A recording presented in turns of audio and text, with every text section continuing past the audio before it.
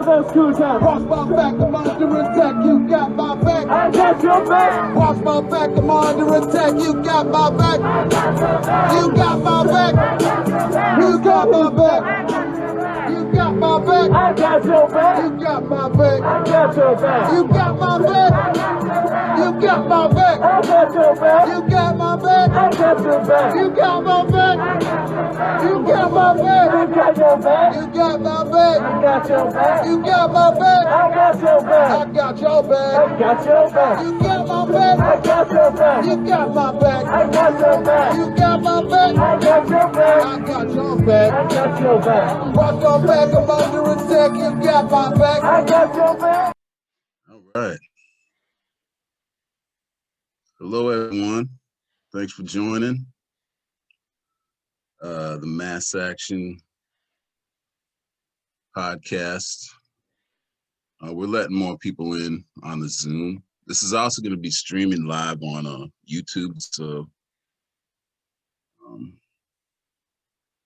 we're going to try to work that out. I want to introduce myself. My name is Brock Satter. I'm with Mass Action Against Police Brutality. We're based in Boston, Massachusetts, and we've been hosting these weekly events online. Last week we had an interview with Samaria Rice, the latest update on her. But thank you for joining. We have probably still more people going to join, it looks like, but there's 24 people on right now, so we're going to start. We've been having a weekly event, and we have a number of events every Friday now throughout the month of February and beyond. Last week we heard an interview from Samaria Rice, got the latest update on her case and her fight for justice. This week, we also want to acknowledge that it's Black History Month, but also, the work that we're doing as part of the movement, Mass Action Against Police Brutality. We understand that, the Black struggle is central to this uprising that we're seeing, and that we have to understand it in order to understand what's unfolding today. So, with us to give a special presentation tonight is Brian Taylor. He's a long-time leader. This is a brother I've been knowing for many, many moons, and it's definitely an honor for me to have him join us and give this presentation. I'm just gonna read a little bio on Brian. Brian Taylor is 46. He's one of the founding members of Black Lives Matter Cincinnati. It's a group that was independent of Black Lives Matter network, national network. He drafted that organization's document that changed their name to Mass Action for Black Liberation and exposed the continual betrayals of BLM. He's been a journalist for 30 years. He's been a political activist since age 15. Taylor participated in the South African Revolution in 1993. He covered Hurricane Katrina a day after it occurred from inside New Orleans. Taylor's gone on international solidarity and reporting trips to Cuba, Venezuela, Equatorial Guinea, Mexico, Canada, and multiple countries in Europe. He's contributed editorially to and provided photography for several published books on history. He has helped organize national actions for immigrant rights and against police brutality for decades. So just want y'all to welcome Brian Taylor. I know this brother, as I said, for many moons, and we've been working very closely over the recent months and years. So we might get into some of his bio, but he's especially here to give a presentation on radical Reconstruction, its rise and its defeat, and its political significance for today that we still see. So I'm gonna unmute my brother, and I'm gonna take over. Hey, so how's everybody doing? It's going to get right into this presentation because I never know. There's so much of this history that is to tell that it's hard to know where to start and what to focus on. So each presentation I think I've given on Reconstruction has been different, and this one will be no different. So feel free to, if you know part of this history, hit on where I didn't hit on, elaborate where I can't elaborate, and set me straight where I'm not right. So I kind of subtitled this, Understanding Its Relevance in the Struggle Today. And I'll start there because after each racist incident, each police killing, each not guilty verdict, administrations try to distance themselves from the act. Call it an isolated incident. We've all faced this before. Say it's not reflective of society as a whole, but it is. And we sense this. It's not just about whether the individual cop or boss or teacher or student is racist. Cops can be black, it can be queer, it can be women. Their individual identities are not at the essence of the problem. If so, you could simply hire more of them and that would solve the problem. And that's happened. There are more police from marginalized groupings, and the problem persists. Fellow fighters that I know reach to try to understand and explain the nature of police. Are they all bad? Is that even the fundamental question? Many people know something about the history of slave catchers, but it's kind of a fragmented reference. They want to be able to explain what white supremacy is, but often only have identity or moral tools at their disposal. Where does redlining, the war on drugs, and all these things originate from? The point to all this is there is an understandable and documented history behind all this, and we'll see how much of it I'm able to talk about.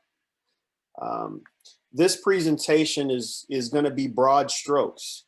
The goal of it is really to entice you to read and in some cases look at through video more about this period to understand it.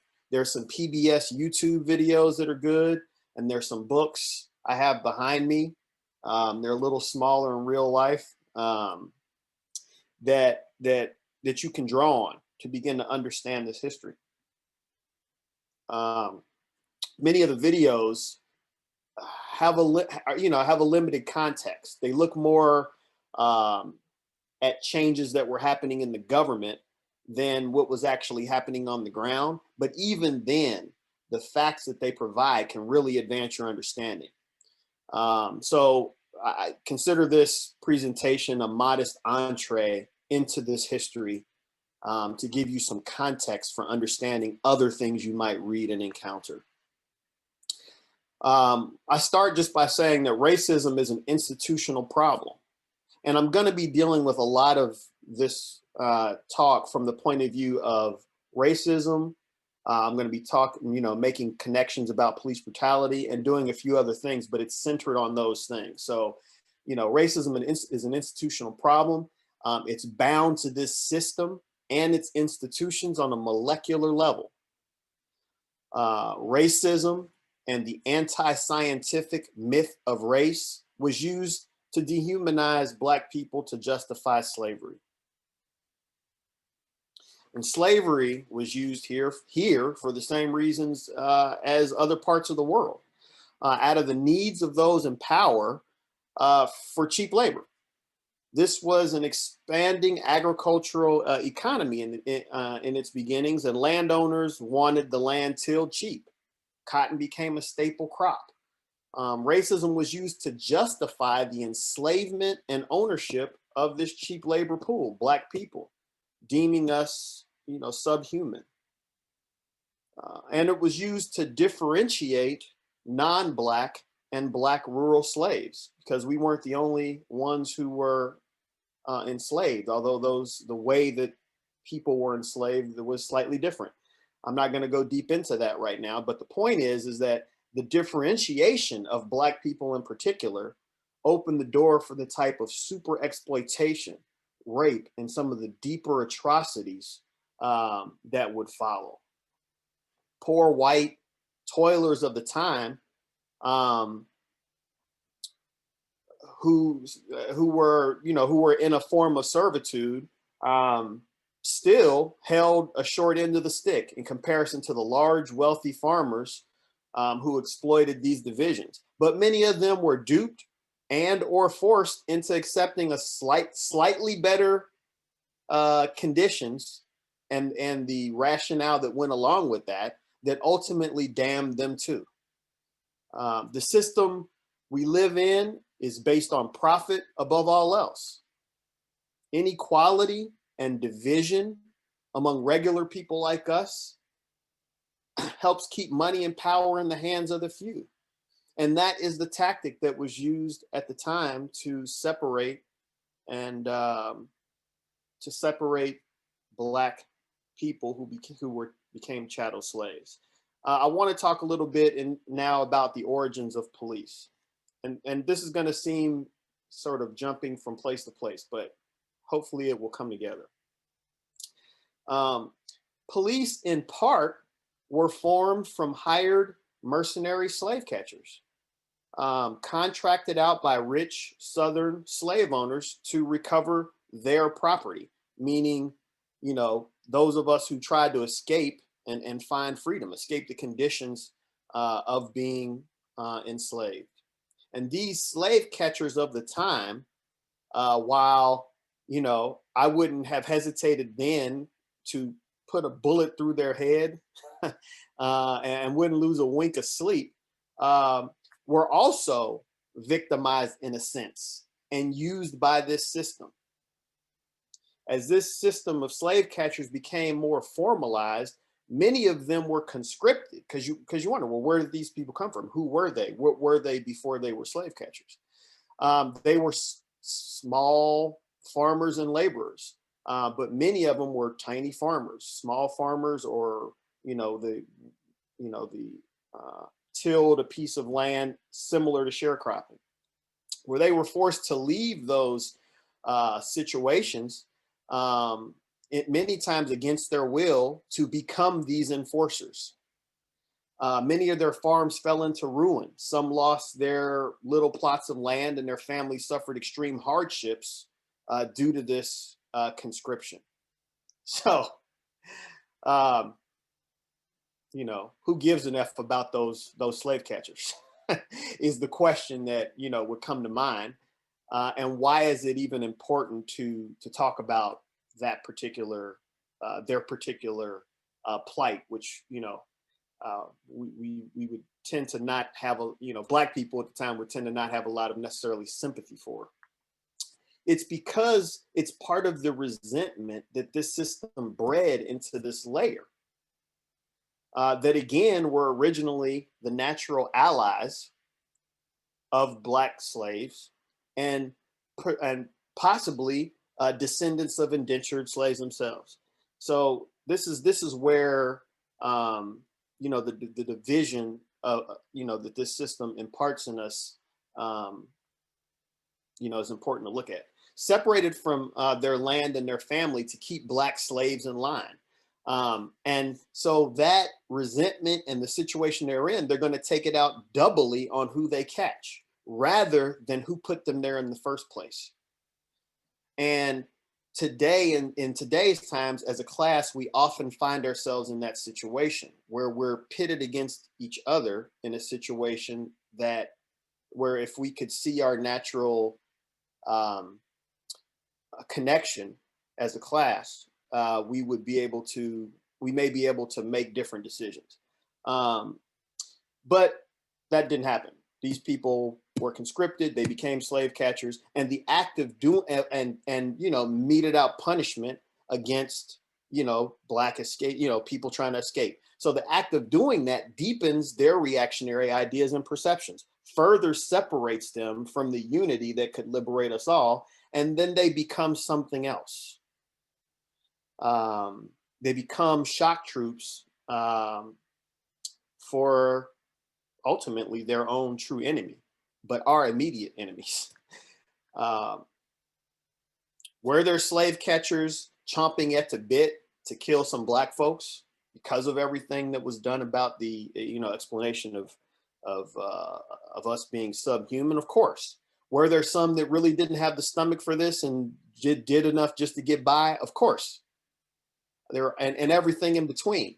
But the nature of their task for the slavocracy, not their individual states of mind, is what made each of them objectively our enemy and a tool of oppression.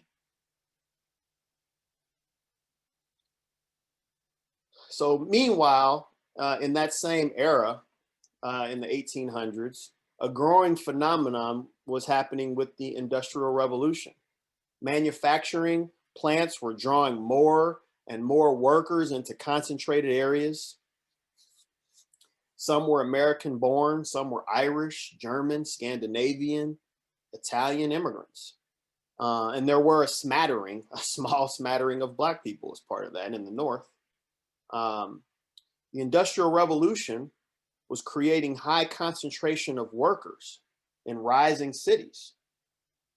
And quite frankly, rich people wanted to buffer themselves from this filth, us, and have a buffer between them and us. And there wasn't much in place really to deal with unrest among these new concentration of workers. So if they decided to protest or riot or raise a stink about the conditions that they had, or for better living or working conditions, the owners needed a force to quell any activity that threatened their profits. So was born another strain of police. So you have these two different kinds of functions that police began to be formed from.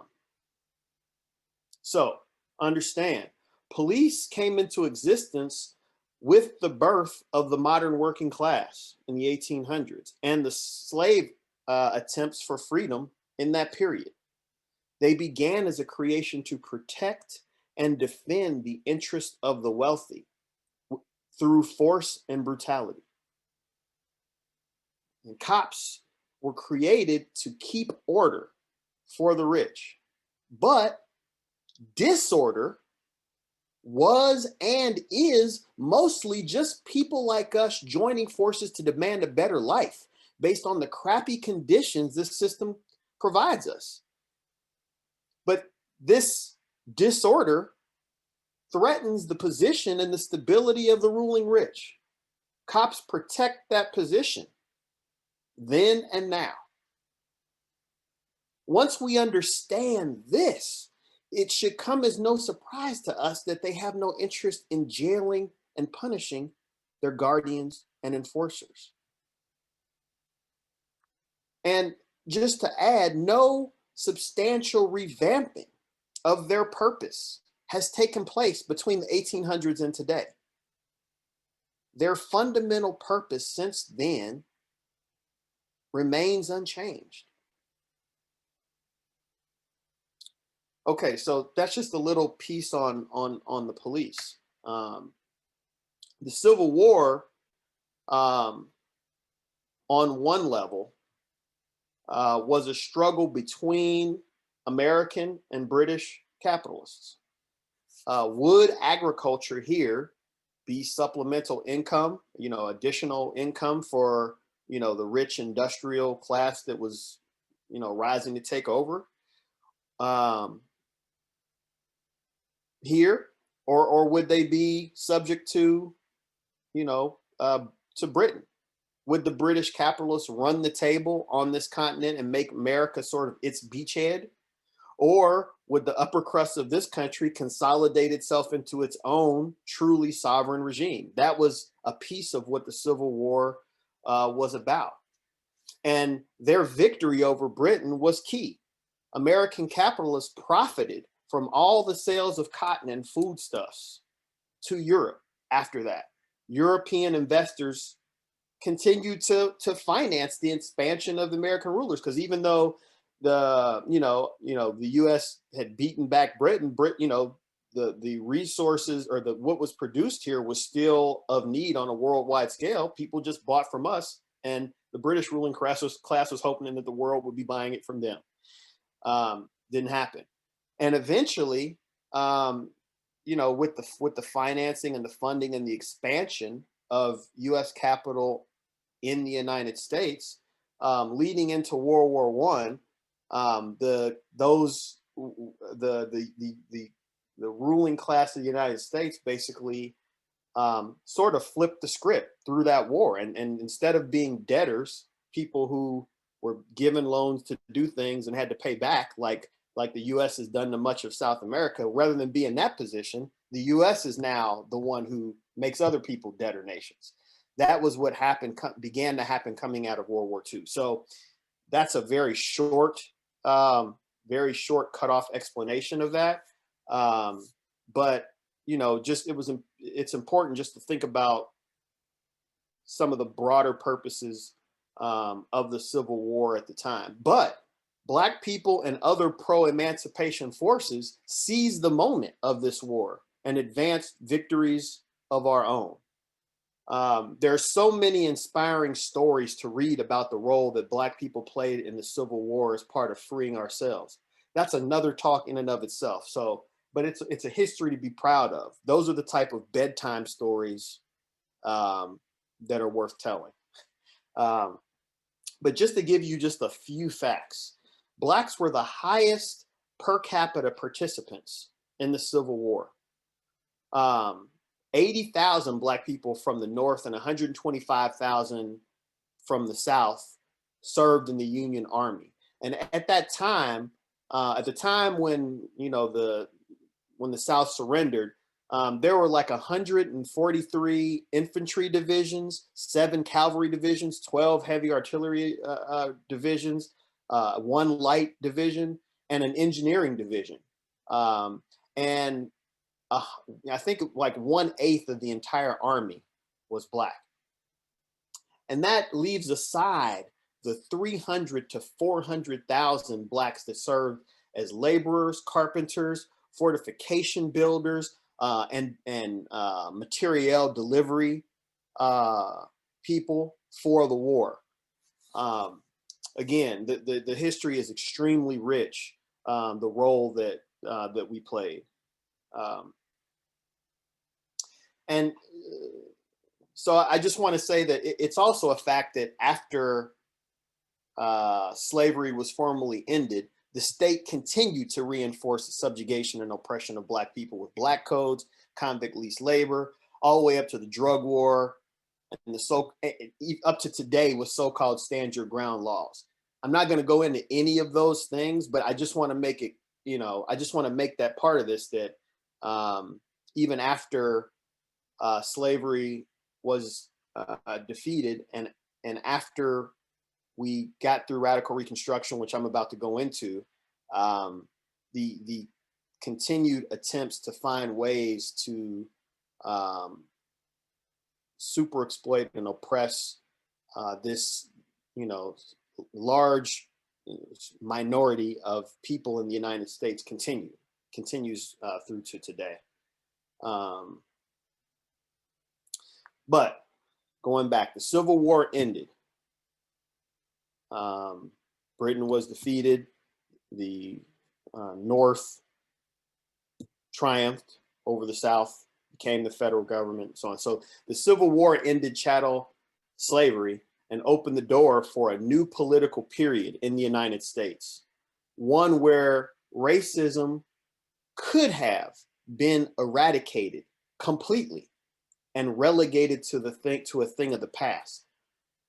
I'm going to come back to that because it's a little bit hard, I think, for people who have lived through what we've lived through. And I don't just mean Black people. I mean all of us who understand the Black experience in the United States to imagine that that could have been possible. But I'm going to come back to that. But the point being, you know, the original basis for slavery, or the original basis for racism, had been put down.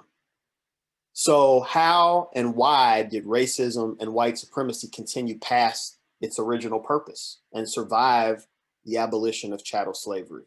Who perpetuates this and who benefits from its continued existence? I'm going to say a few words about that. Many believe that slavery itself is at the heart of the racism and reaction that we see today. And I think most of us probably understand the progression of history as slavery, then there was a civil war, then Black people were free, but not really free. Society kind of carried on as we know it. There was Black Wall Street and the Tulsa Massacre somewhere in there. Then there was a civil rights movement, and here we are today. That's kind of the best case scenario that a lot of us understand the timeline of history, but they're missing an important piece, which is radical Reconstruction. And I'm going to get into that. The Tulsa Massacre of 1921 becomes the central focus because, in my opinion, it's an example of Black capitalism making a run at it and being violently put down. A Black middle class emerging, pursuing the American dream, and then being brutally smashed. It's how it's often portrayed. But the stage for that important but smaller defeat had been set by a much larger and significant defeat that doesn't fit the storyline of Black capitalism as a solution to all of our ills. Doesn't fit that so neatly. And that is what I'm gonna get into. It was after Black people rose up and ended slavery through a victory in the Civil War that the modern plight we're in begins. Black people came together with progressive whites, began building radical governments in the South that looked to carry out deep-going programs and reforms and put the bill for this on the government and the wealthy landowners to pay for it. That's kind of where this starts. I am going to attempt to share a clip.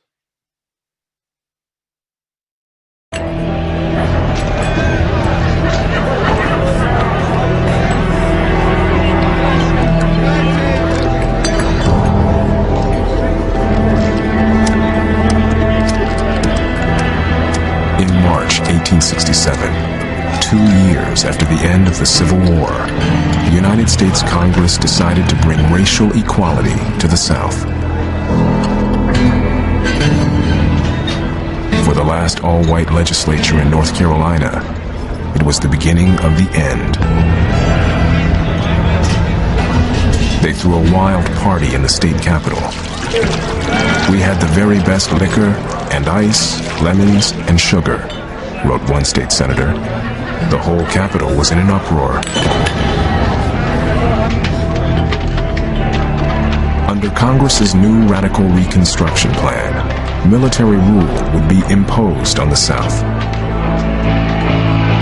White state lawmakers would be swept from their seats. And the unthinkable.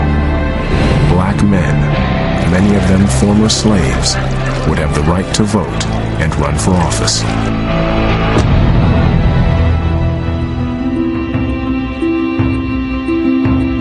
A lot of what these black lawmakers and white Republicans are trying to do, you might almost say, is bring the South into the 19th century.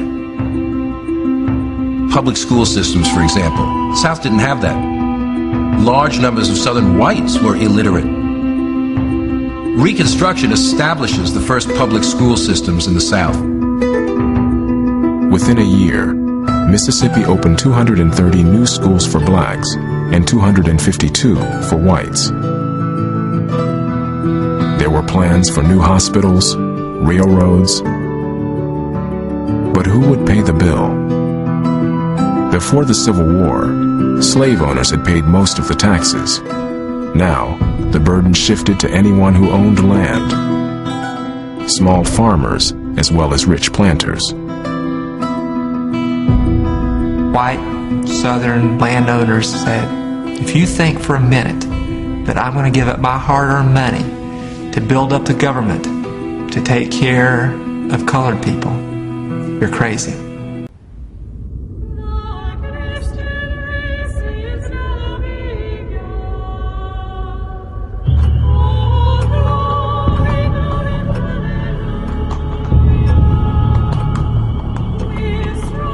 A shadowland of secret clubs and societies began to take shape. In Mississippi, the White Liners. In Louisiana, the Knights of the White Camellia. And across the South, the Ku Klux Klan. If you grow up in a society and where for centuries you have been taught that other people are your racial inferiors, it's very hard to accept the enormous social change involved in their emancipation. Any benefit that accrued to blackness was interpreted as a loss of whiteness. Education, the acquisition of property, was viewed as somehow unnatural.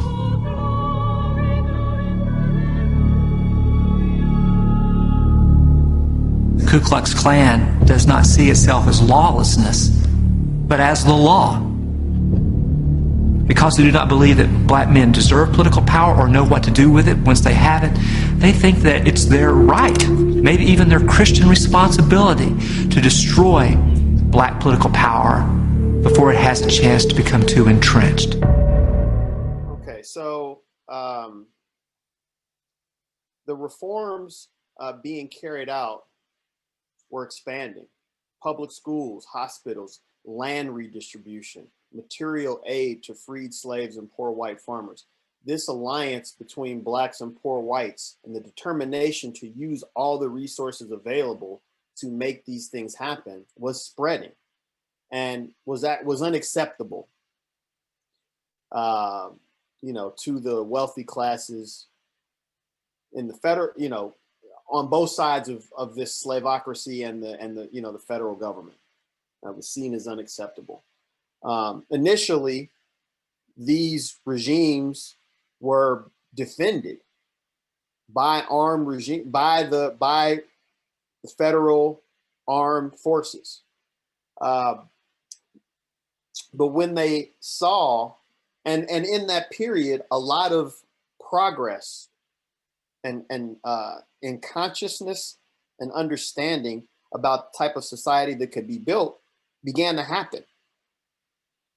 But when they saw the evolution and the direction, they eventually pulled out military defense and left the door open for reactionary forces, largely, the slavocracy that was defeated, the landowners and their hench people, were able in that situation to take over and reassert control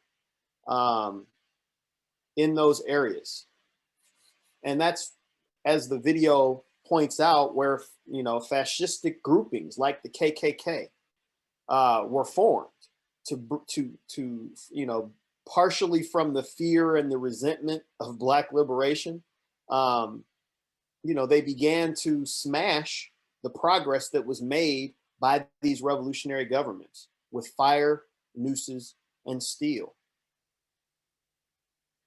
These groups, among other things, fed off the reality that there was a deep-going economic crisis at the time. There was a depression, I think in 1855, 1865. I'm missing but right in that period, there was an actual depression that took place, and there was widespread, joblessness was rising. Markets in the way they existed at that time were threatening to crash. The economy was at a low point. And the employers in that context could dictate the pay and conditions you know, in a situation of job scarcity. Very similarly to how bosses use the plight of immigrants today to both pay low wages and create resentment and division among workers, so they did with the new black worker, just freed from slavery, having nothing and enjoying few protections.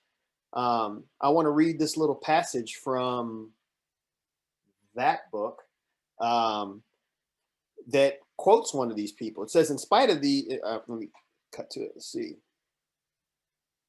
White labor is totally unsuited to our methods, our manners, and our accommodations, declared one particular Alabama planter in 1888. No other laborer than the Negro, of whom I have any knowledge, would be as cheerful or so contented on 4 pounds of meat and a pack of meal a week in a log cabin 14 by 16 feet with cracks in the in it large enough to afford free passage to a large-sized cat. Give me the, you know what, every time, echoed a Mississippi planter. The will never strike as long as you give him plenty to eat and clothe him, and half clothe him. He will live on less and do more work when properly managed than any other class or race of people. We can boss him, and that's what Southern folks like. So there are certain mirrors, again, that we can see today with, you know, what the bosses do with immigrant workers. But at the time, that was us as Black workers, and how we were used in that way, both as a tool to try to drive down wages, but also create divisions between Black workers, white workers, and immigrant workers from, you know, U.S. born white workers and immigrant workers from Europe. Okay, so the crushing of these little known radical Reconstruction regimes that were led by Black people is at the heart of the racism, police brutality, exploitation that we see in the United States today. You have to, so just thinking about, because I said sort of in passing that, you know, these regimes that were created and started to show a real road to freedom where Black people could do anything that society offered to be done. Black people could do that, from holding offices to, you know, working in different, you know, types of jobs that were available at the time. Sort of the door was opening. There were education programs happening. There was basically a massive public works program that was underway. And there was a real unification across so-called racial lines, developing a new society. You have to think for a second and envision the level of force needed to take people from the eve of a true liberation like that back into a reality so close to slavery that it was barely discernible. These forces that we talk about the Ku Klux Klan, the assassination of officials, the disappearing of hundreds of people, Black people, but also people who sympathize with, you know, the radical Reconstruction regimes and the emancipation struggle, who weren't Black, massive lynchings that were carried out, and basically a martial law level of policing on Black people. Imagine today what it would take for you to accept the idea that you can't go in certain places, or that big chunks of your basic rights that you see now as rights were taken away. What kind of violence and brutality would it take to make it an acceptable thing? That is what was carried out. That was what was carried out.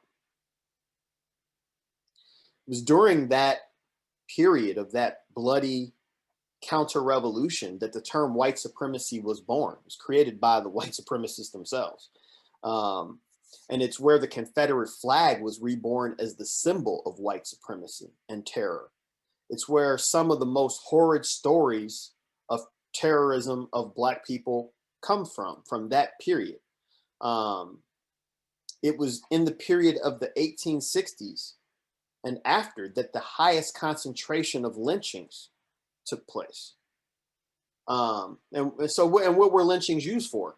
To stop any political power efforts, including voting, but not limited to that. That often gets reduced down to that means voting. No, to be able to carry out any sort of democratic rights, assembly, anything like that. To steal back land that had been expropriated and redistributed during radical Reconstruction. Laws were in place that Black people could not inherit land, it could not be passed down to an heir or heiress. So if they were lynched, that land was turned over into the state. There was a roving hanging or museum that covered like the lynching museum, I think it was called, that went around different places in the United States. And at the time I was in a struggle together with Black farmers and agriculturalists. And what they pointed out to me in the course of us talking together about Reconstruction and learning some very firsthand experiences of their, great grandparents and so on, they would explain that if you looked at the list of the lynchings, you could damn near match those up with people's land that was taken and turned over to the state and then resold, to a white landowner. So those were just some of the things. And in addition to it, intimidating Black fighters in general and discouraging participation from any non-Blacks who had solidarity with the, with our plight and with the struggle.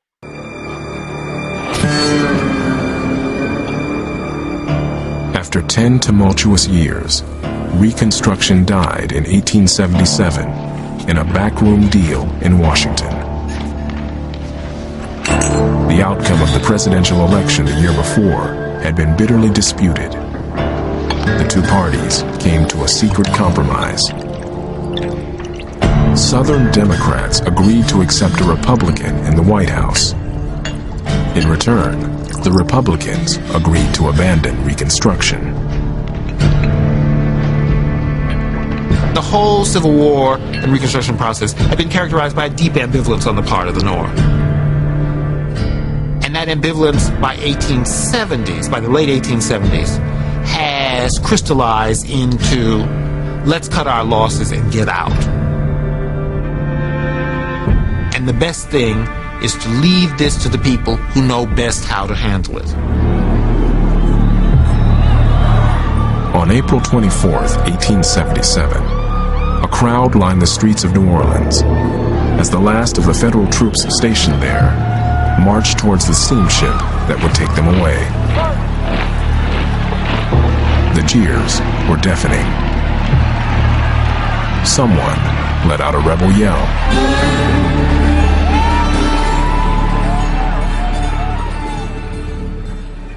The retreat of the North left Blacks across the South feeling betrayed and deeply in danger.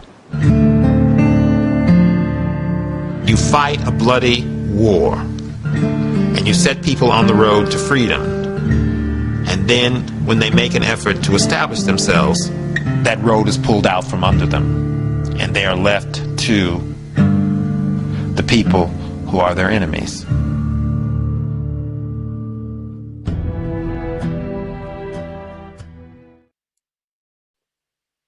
Yeah, so it's pretty much after that took place that you had years later the Tulsa Massacre that happened, and these kinds of things did continue on. I have several slides that kind of show exactly what I'm talking about. And in this particular case, I wasn't going to share them, but I do want to share them because there's a point. There's a point to it. So I'm just going to go through them really fast. and then head to the finish line so we can get to questions. But as you can see, lynchings continuing on into the 1930s. You know, you zoom in and you see like this. You know, this was not this was a celebrated event. These were celebrated events among those people who were enemies of Black folks. A well-known game of the time, the African Dodger, still continued. This was a YMCA brochure in 1942 inviting children to a summer camp where they could throw heavy balls or rocks or whatever they were using at a Black person. And this was common in festivals and fairs throughout the South. But I want to take it a step further in terms of how ingrained this was in society.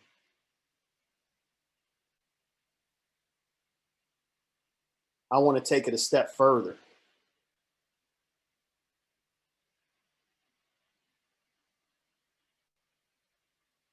So you can see that it was on everything, reinforced 1,000 ways from tissue paper to cereal. It literally was normal.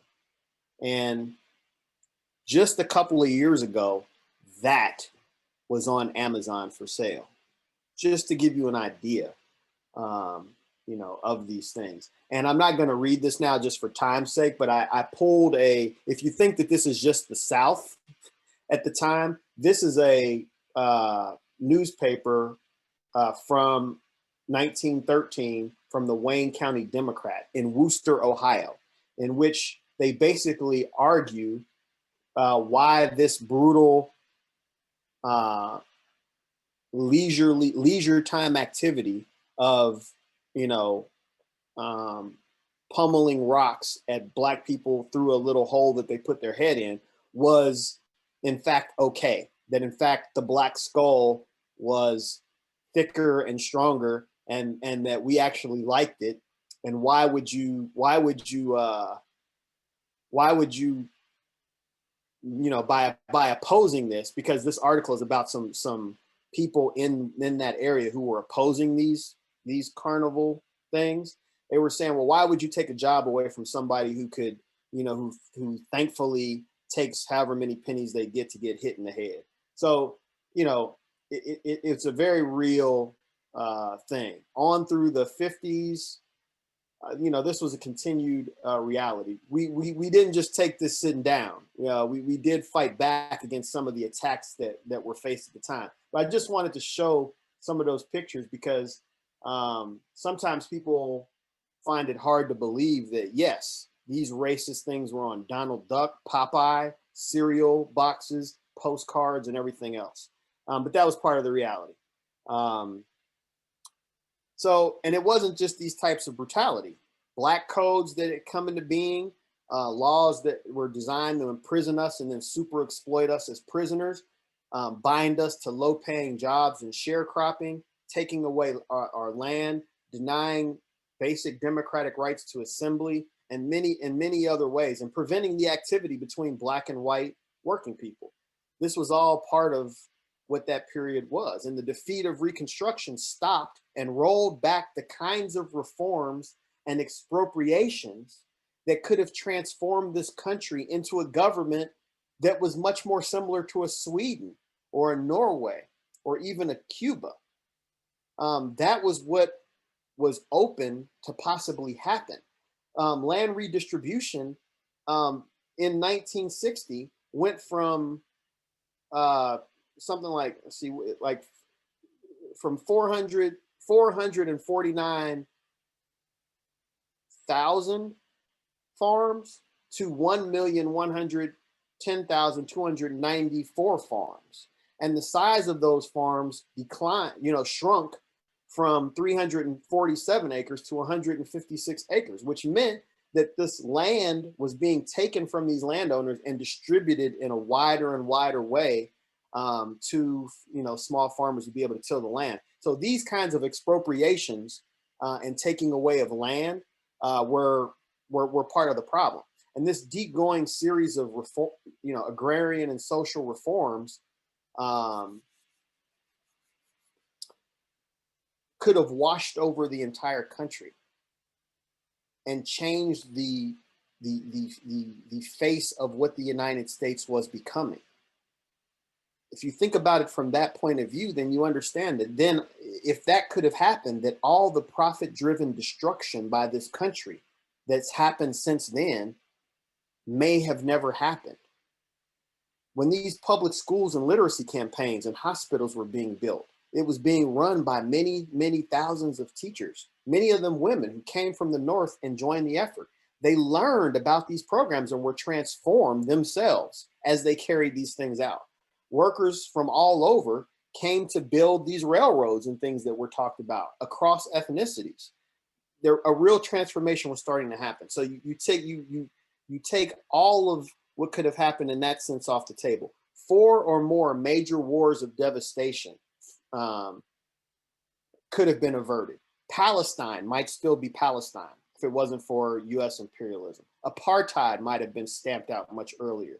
The devaluation of currencies in Central and South America may have never occurred. The revolutions in those countries could have had greater support and a greater chance of victory. And again, though it's hard to envision, systemic racism, which we just consider just a reality of what it means when you see red, white, and blue, could have been completely eradicated at the time. With the basis for racism eliminated, that would have put Black people in a different place, not only in this society, but in other societies that mimic the bigotry of this country and the stereotypes left to fester from slavery. Basically, imagine a world without US imperialism.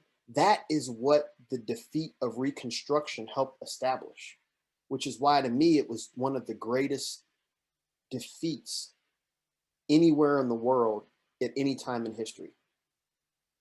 And it's that unrealized emancipation and liberation of the Black nationality that makes our struggle a flashpoint today in American politics. It's why we are the ever-present thorn in their sides. All working people are exploited by capitalism. We all get it, run through the mill or whatever. But it's the dual oppression we feel both as workers and as Black people that has a deep radicalizing potential that makes us a problem for those in power. And when we do move into action, it inspires others to stand up with us and for their own rights. Add one more layer of this struggle sensitivity for Black women, because they're exploited and oppressed as women. Add another layer for other forms of marginalization.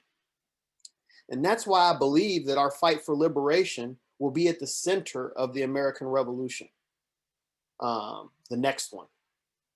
A major recurring spark that ignites and sets us into the street is police brutality, because it highlights so much about the injustices of the system. And at the center of those battles are the families of those slain by police, who carry the moral authority and embody the dignity and perseverance of this fight. So I'm going to stop here because of time, but I hope that this opens a conversation to begin to think more about the Reconstruction period and how it, in many ways, is are part of the origins of the white supremacy and imperialism, actually, that we see today. All right. Thank you, Brian. We have quite a few people on the Zoom right now, so we definitely wanted to have some discussion time. So I'm gonna share this period right now. So if you want to speak, you have a question or comment, I think everyone can unmute themselves. Maybe not. Let me see if I can.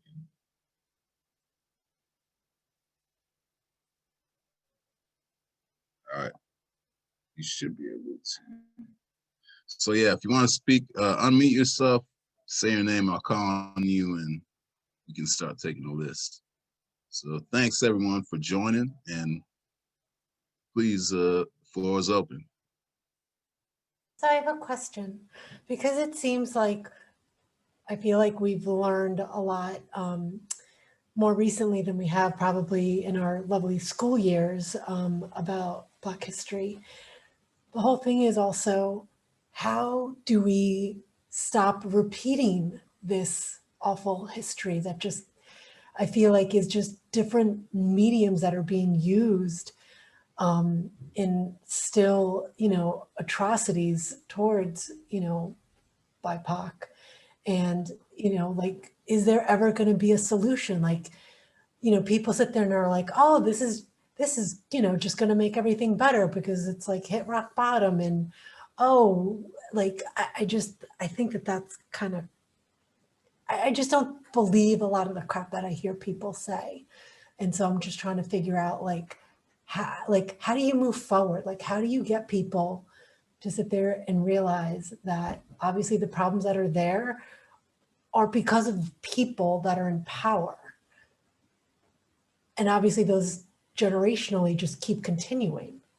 And like, how do you make it stop? Corey, I think, has your hand up? So, Hey. my hand, sorry. So, one time Hello. I was in this, like, protest thing, and then, like, we were marching, and then, like, we were holding up the sign. What was your question?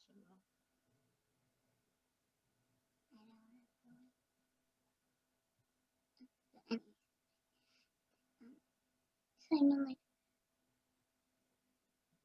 there were, like, people on one side, people on the other side.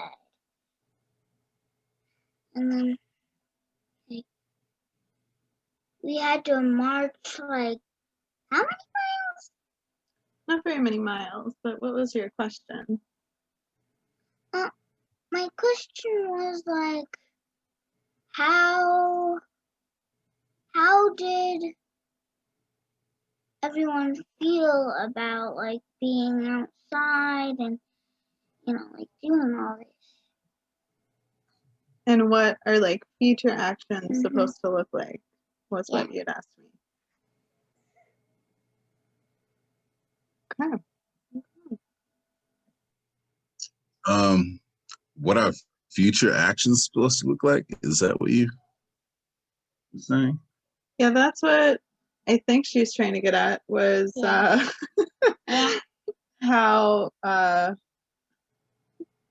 basically how do we keep that up? Or something. Right on, right. Good question. Hopefully there'll be some answers to that. I know, there's some things in the works. I know there's some things in the works. I can say that. But I would definitely say that as we kind of say in mass action against police brutality out here, that is it Maribel? Okay, yeah. Don't worry, Maribel. We haven't even begun marching yet. That's basically, there's going to be more actions. Hopefully they're going to be big too, but you got to keep out there. Anyways, any more questions, any more comments? Thanks, Maribel. Well, I guess people are thinking. You don't have to comment either. Let me make an announcement too. Next Friday, we're gonna be talking about Malcolm X, and hopefully hearing, well, definitely hearing and discussing one of his speeches, and encourage y'all to keep tuning in next Friday as well. I just think I wanted to throw out another piece of history you didn't cover, but I thought it's interesting because right in that time period, and right after the troops pull out and they allow basically a slaughter, basically the overthrowing of these radical governments to take place. The very next year, like a massive railroad strike takes place in the country.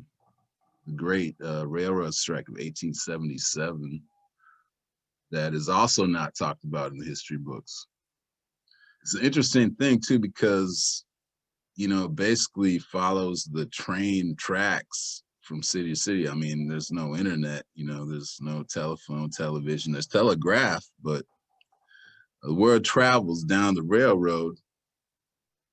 And it seems like basically as you go west, each struggle gets more and more intense. Like Chicago basically almost burns down.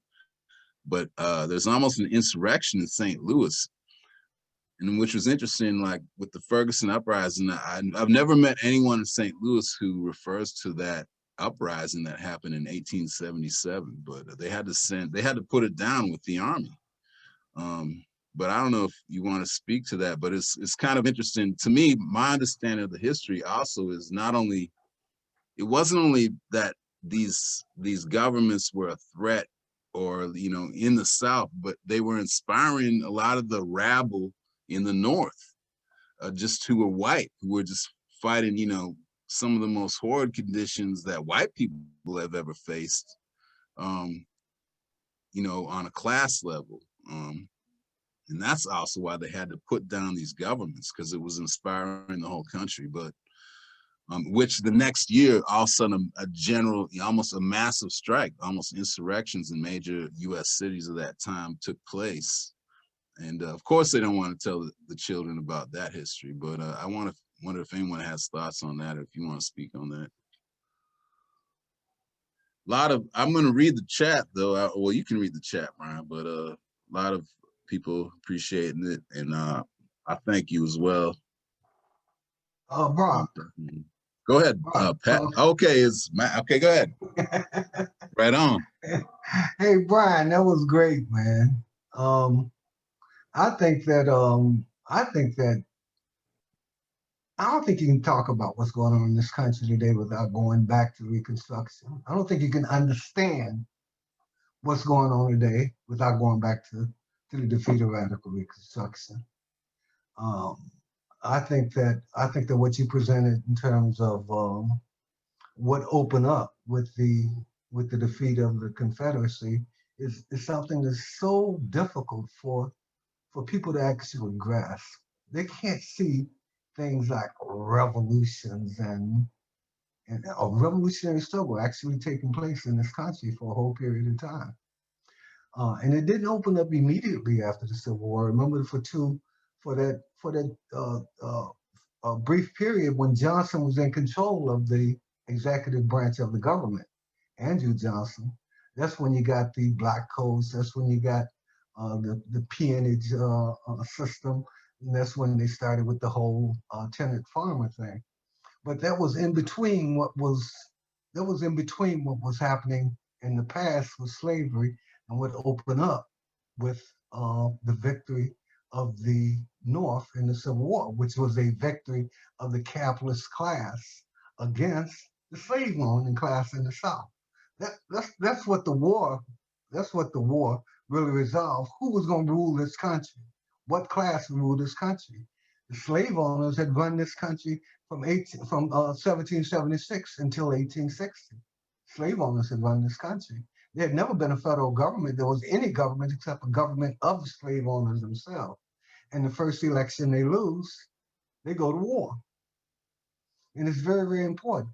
The war was a war that was imposed on the capitalist class. They were chicken shit. They were cowards. They messed around with this war, man.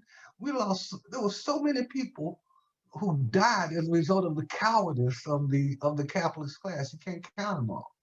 They were dragged into this thing kicking and screaming, man. The only figure in bourgeois politics who was very clear on this, other than the left wing of the Republican Party, was Lincoln. He wanted to win the war, and he wanted to impose capitalism on the rest of the country. That's what he wanted to do. This was a clash of two totally counterpoles. They couldn't get along. Two totally counterposed economic systems. That's what was posed with the Civil War, And when the North won, it opened up the door for the capitalist class to take power. But they were still too cowardly to do what they had to do.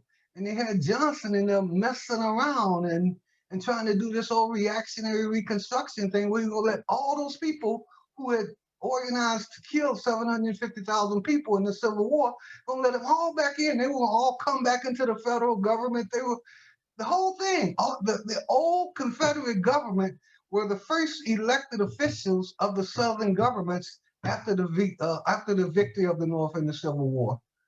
And that was what opened up the door for the radicals to step in and strip Johnson of his executive powers, and they took it. Radicals, left-wingers, they're the ones who stepped in and took power from Johnson's ass and retired his ass. They prevented Grant from going into the Johnson administration, and they took over the administration of the federal government for 5 years. That's where you get your radical Reconstruction, from this left wing, from these left-wingers who took over the federal government and ran the government over Johnson's head.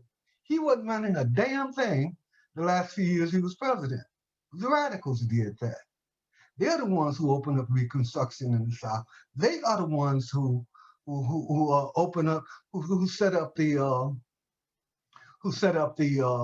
land distribution. They're the ones the Freedmen's Bureau. They're the ones who set up, who helped to send people down there, who got the troops down there, who sent massive numbers of troops to the South. But we didn't need those troops necessarily. We had militias there, man. We had thousands of people organized into the militias in the South. But they had to be able to get to the armies and get the weapons if they were going to fight. And that's what the problem with our allies, that's where it came in at.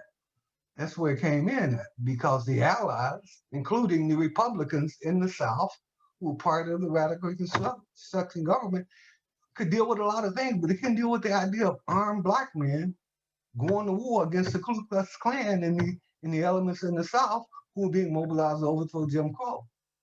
That was the single biggest thing. But the truth is that this is when everything is being worked out with this new capitalism had taken over the country. That's what happened with the victory of the Civil War. And when capitalism took over the country, they had to figure out their relationship to every class, every layer in society, every economic layer in society. Native Americans and their primitive communism, they weren't going to tolerate that. African Americans in the South who were demanding that they get some land and they get some tools, they weren't going to tolerate that. Rail workers in the North, they weren't going to tolerate that. Native Americans, hell no, we got to smash them. They took on everybody, and they also took on the South. The South did not rise up and defeat radical Reconstruction. That's the biggest bullshit lie that's been told in American history. That's not what was going on. The truth is that once the ruling class in the South, that is the old slave owners, had been destroyed economically, they had to figure out what they were going to do with us, because the only other serious class in the South, other than the slave owners, was us. We were the working class in the South, man. We did all the work. We had all the skills. We were the highest paid workers in the country, not just in the South. We were the highest paid workers in the country. The African-American labor power during slavery was the most expensive labor in the country. And it was expensive because the slave owners made sure they paid every dime for every minute we worked by anyone we worked for, not just them. It was the most expensive labor in the country. Once the capitalists took over, they had to reverse that whole process. They had to reverse this whole thing about black people being paid more than anybody in the country. That's what was going on with the contending forces doing radical Reconstruction. The radicals said, hell yeah. And the capitalist class said, hell no. But the radicals were able to take over the executive branch of the federal government for a while. But when Grant came in, all that shit came to an end.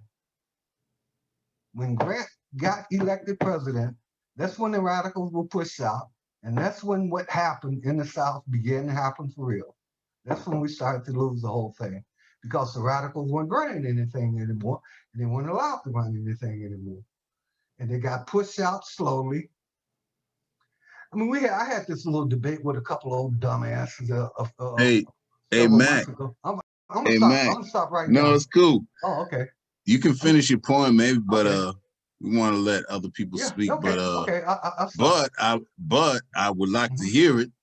I Yep. just want to say that, you know, we hope to have you on, and we're gonna have Mac on, just a long time leader and fighter for I'll be black happy. I'll be rights. happy to do anything.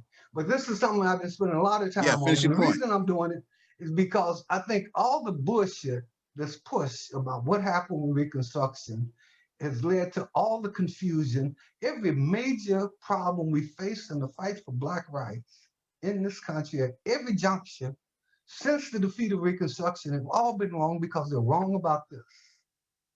They're wrong about radical Reconstruction. And everything is off. Everything is off kilter. Nothing is understood because this is not understood. It was not an election campaign. That's not what was going on here. It was not how many black people got elected to office. It was how many black people organized and armed and ready to defend themselves, and then how the person who was supposed to be our ally in the North, in the federal government, and in the South, in the radical, in the Republican governments, how they betrayed us. It was a betrayal. It was not a Southern uprising. It was a Northern takeover. They took over the South and they took us over too. They took the whole thing, and then they turned around and smashed the real workers as well. But this is what we have to get to. We're gonna make people understand why it's wrong to be running around chasing after some asshole in the Democratic Party. Gotta start here. This is the beginning of knowledge. If you don't understand this, you're not gonna understand a damn thing that's happened since basically since 1869. Since 1869. You're not gonna understand a damn thing. And it didn't start in 77, it started in 69. And it started with Grant. He was the founder of American market system domination of the American economy. He was the leader of the takeover of the capitalist class of the American economy. And the pattern of oppression we face today was set up by that government, and it's been the same ever since then. It hadn't changed a damn bit. They set it up, and it's been going on this way ever since then, with no change. And I agree with what you raised on that, Brian. Sorry I took so long, folks. Hey, it's appreciated. Yeah, I mean, we need a lot more insight on this time period, as I said. So I want to call on people who haven't spoke yet. So I see a few hands of people who have. Anyone who hasn't spoke that wants to speak, please unmute yourself. Otherwise, I saw Corey and I think Christine also had her hand up. So. Oh, that was just the applause icon. Oh, applause. Okay. How about Corey? Oh, just clapping. Okay, 2 claps. Okay, we got a couple claps. All right. All right. Is there anyone else who wants to speak? Let me see here. Oh, I should also mention we have some children on the Zoom, so try to refrain on just watch the language a little bit. Don't hold back from the truth, though. So the youth can handle it, man. I'm bugging out of what my 7-year-old is talking about in school. I'm like, wow, man. Like, I wasn't talking about that till like middle school, you know? It's So crazy times, man. Yeah, the youth can hang, right, Corey? So you say. Wait, was somebody trying to speak? Go ahead. Yeah, that's me. So I wanted to okay. I wanted to say something just to one point about what Mirabelle said, which is kind of how do the first part was kind of how do people feel when they're out protesting or participating in things like this, and I think that's extremely important because I've known people, and this also kind of gets to the point that I think Christine was mentioning about kind of, well, when will we learn? You know, what can we do to stop, you know, or to increase those of us who are fighting back, or like, you know, what do we do now? Or, you know, that kind of a question. Well, the first thing is, I think it's important to really take a deep look at what happened with the widespread, deep social explosion around George Floyd, I think it told us something if we were paying close attention. I just participated in an event, I think it was last week, speaking on an article that I've written about kind of celebrating the organization's departure from anything related to Black Lives Matter that happened some years ago. In that conversation, some people mentioned that, like, looking at the George Floyd, what happened with that they actually were saddened that the actions didn't evolve to a point where they were calling for Trump to resign. Speaking about the actions that came out around George Floyd, to which my response was, thank God that didn't happen. Although in a certain sense, the Democratic Party was able to steer a lot of that energy into doing things for the Democratic Party with the help of organizations like Black Lives Matter. But those actions represented a very deep, organic response to what was happening. I saw kids with signs just in random neighborhoods, not organized, not there's a demonstration called. People were so incensed that the day that this happened and the actions happened, and I went to the organized action downtown, I probably went through about 8 neighborhoods driving home. And in almost every one of those neighborhoods on random streets, you just had kids just with signs like,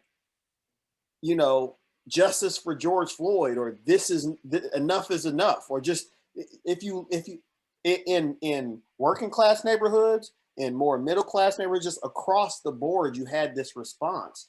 And the only point to that is that there is these actions, I think, when people go out and begin to see themselves as actors in their own history, I think something happens inside them. I know it happened inside me when I went to my first one, and I got to see not only my power, but our power, potentially.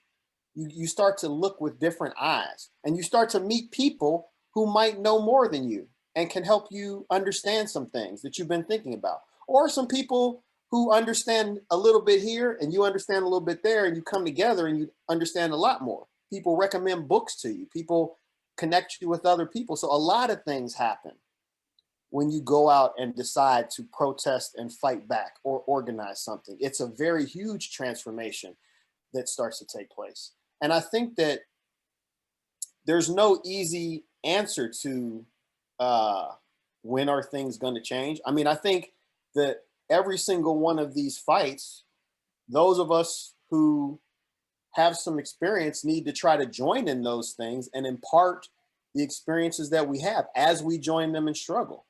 The fact that Mac, who I've known for a long time, who is also known as Pat on the chat, if he wouldn't have been here in this discussion to tell some pieces of history to other people who are deciding to fight, it would be wasted.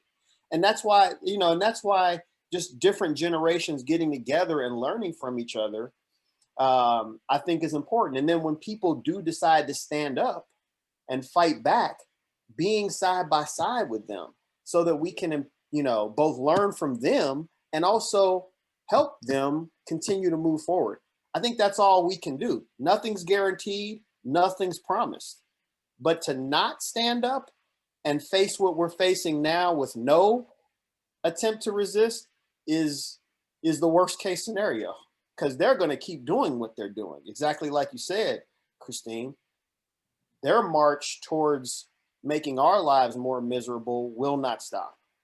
The thing that will change that really is us beginning to believe that we have the power to decide what our political futures are, and ultimately to decide that we have the power to take power from those who make the most important decisions that we face on a daily basis. Where do we go to war? What resources are used and for what? The more we start to tackle those questions and think of ourselves in that light, I think that's kind of the road we need to start going on more and more.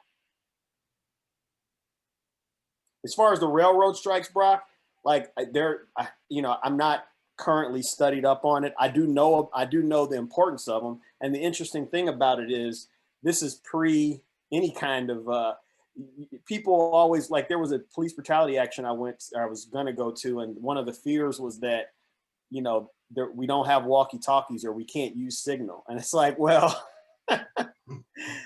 people did some amazing things across long distances without electronics. And that's one example how quickly the news spread up and down the railroad, and that railroad under construction, and how that solidarity started to spread. So anyway, that's all I'm going to say about that. Right on. Well, can I say something about the 1877 strike? Yeah, go ahead. Who we got here? Yeah, my name is Brian Elam. I'm a railroader, and I have talked to people about 1877, the railroad strike, but it never really resonated with people until George Floyd was murdered. As a result of the massive demonstrations that took place here and abroad, my national leadership of the Brotherhood of Maintenance Way, we're a rail division of the Teamsters, felt compelled to make a statement in solidarity with the family of George Floyd and the folks that were out in the streets participating against police brutality. It made us look at ourselves, our own history, to recognize the fact that we did not allow African Americans, Black workers to be in our union till the early 1960s. We didn't allow Native Americans in our union until the 1980s. And even when Black workers became non-contract workers and worked with us side by side, they could not reach the level of foreman. They could not be in charge of anybody else. So as a result of the massive demonstrations that took place here and abroad, and the violence that broke out, as we all know here many times, initiated by the police or agent provocateurs, and some ultra-left actions, it forced a discussion for us to talk about violence. And as a result of talking about violence, as a result of mass actions, we went back and looked at the 1877 strike. So the fact that Black workers are the vanguard, when Brian opened his comments, or not opened it, but when he made that comment, I think it really resonates. It forces all of us to look at our own history in terms of how institutional racism, impacts even in our unions. And the way forward is standing shoulder to shoulder with all of our brothers and sisters out in the streets together. Thanks for that comment.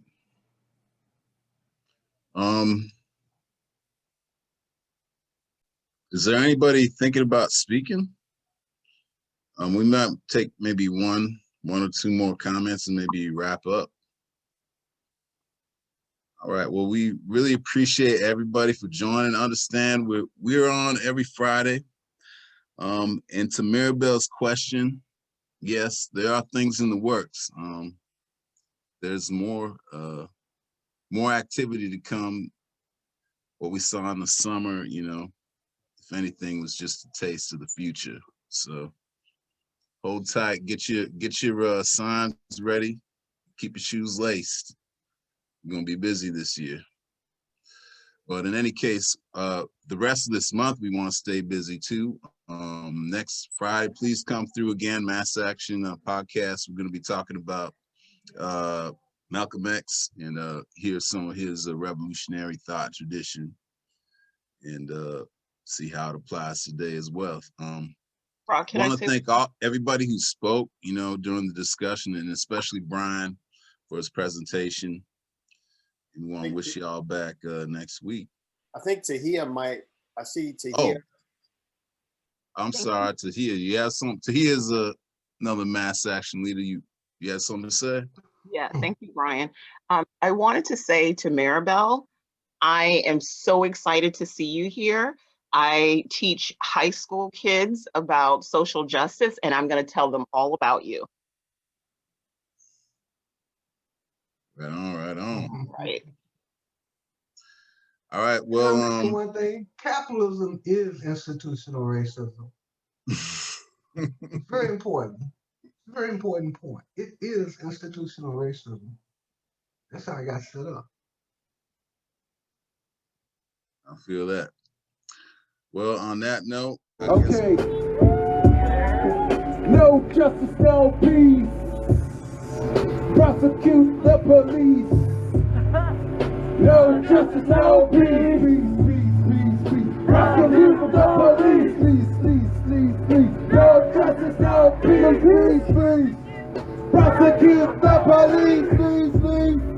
No justice, no peace. Prosecute the police. No justice, no peace. Prosecute the police. No justice, no peace. Prosecute the police. No justice, no peace. Please. Prosecute the police. Please. No justice, no peace. Prosecute the police. No justice, no peace. Hey. Prosecute the police. Hey. No justice, no peace. Yeah. Prosecute the police. Yeah. No justice, no peace. Yeah. Prosecute the police. Yeah. No justice, no peace. Yeah. Prosecute the police. What? No justice, no peace. What? Prosecute the police. What? No justice, no peace. What? Prosecute the police. What? No justice, no peace. Yeah. Prosecute the police. Please. No justice, no peace. Prosecute the police. No Trump. No justice, no peace. No fascist USA. No Trump. No KKK. No fascist USA. No Trump. No KKK. No fascist USA. No Trump. No KKK. No fascist USA. No Trump. No KKK. No fascist USA.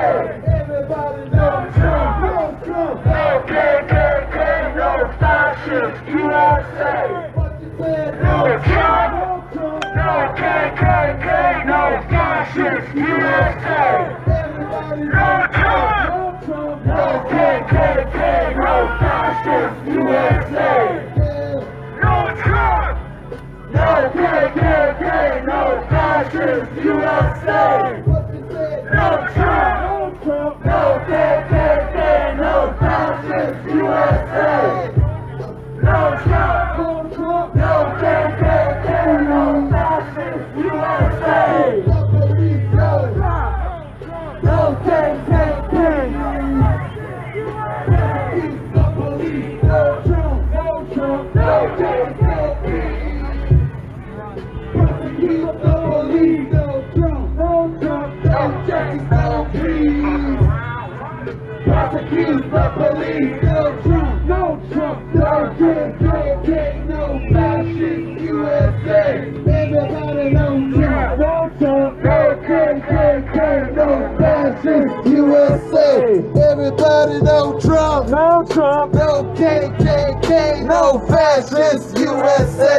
One town, no Trump. No KKK. No fascist USA. Everybody no Trump. No justice, no peace. Prosecute the police. No justice, no peace. Prosecute the police. No Trump. No justice, no peace. Prosecute the police. No Trump. No justice, no peace. Prosecute the police. No Trump. No justice, no peace. Prosecute the police. No Trump.